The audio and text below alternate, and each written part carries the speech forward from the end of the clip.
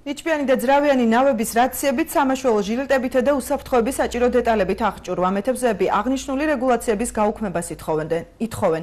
2000-მდე მეთევზე, რომელთა შემოსავლის ერთადერთი წყარო თევზჭერაა, მათი ინტერესების უგულებელყოფაზე საუბრობს.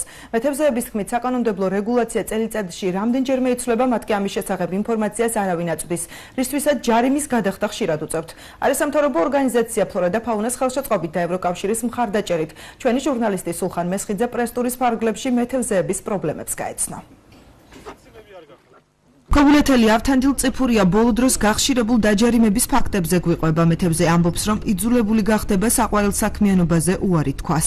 ამ ნავს ახლა უფლება აქვს 1000 მეტრზე სივით გასვლას. 3 კაცის მეტი არ შეიძლება რომ დავსვათ. გაფრთხილება ხო შეიძლება რომ იყოს, აგრესით ხალხი შესულია თევზაოს, დარჩათ ჟილეტი. მოდიან აჯარიმებენ. ქობულეთელი მეთევზეები ამბობენ, რომ ახალი რეგულაციების შემოღებამდე შესაბამის ორგანოებს მათთან კონსულტაციები არ გაუვლიათ.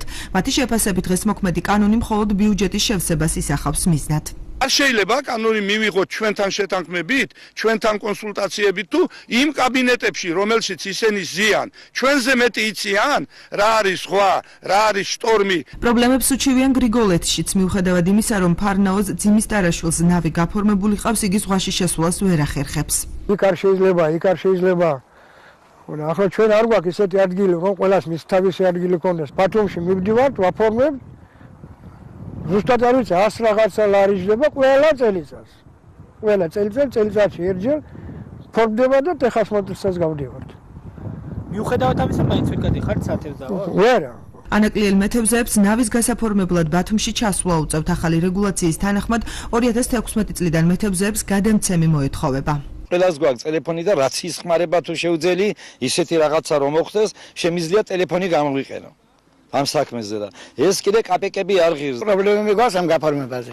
მაგალითად ცხოვრობა ანაკლიაში, ანაკლელი კაცი უნდა ჩავიდე ბათუმში. ვიწერდი თევზს, სანამ სეინერები მოვიდოდა. დიდ ხანს რო ჩერდება, მაშინ ბევრი თევზია იმას დაჭერილი. ახალ რეგულაციებს საზღვაო ტრანსპორტის სააგენტოში მეთევზეთა უსაფრთხოებით ხსნიან. ეს არის მინიმალური მოთხოვნა უსაფრთხოებისთვის, რათა ავარიულ შემთხვევაში მოხდეს მათი კომუნიკაცია. ორგანიზაციაში ფლორა და ფაუნა, რომელიც ტრადიციულ მეთევზეებს იურიდიულ კონსულტაციებს უწევს, ამბობენ, რომ კანონში ხშირად შედის ცვლილებები და მეთევზეები ამის შესახებ ინფორმირებული არ არიან.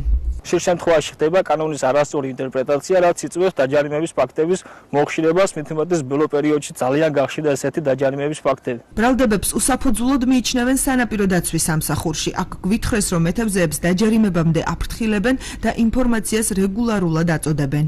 მასალა მომზადებულია პრესტურის ფარგლებში, არასამთავრობო ორგანიზაცია ფლორა და ფაუნას ხელშეწყობით და ევროკავშირის მხარდაჭერით.